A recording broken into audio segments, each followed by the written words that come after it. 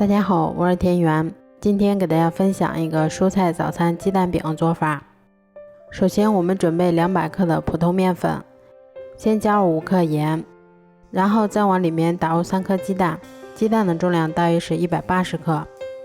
最后我们再少量多次的加入大约280克的清水，然后用筷子把它们充分搅拌均匀，最后一直搅拌成像这种细腻无颗粒的面糊就可以啦。搅匀后，我们先加入提前切好的葱花和胡萝卜丁，然后把香肠丁也加进来。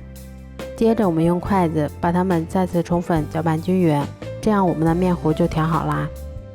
面糊调好后，我们把电饼铛先预热刷油，然后再把我们调好的面糊依次舀入到电饼铛里面。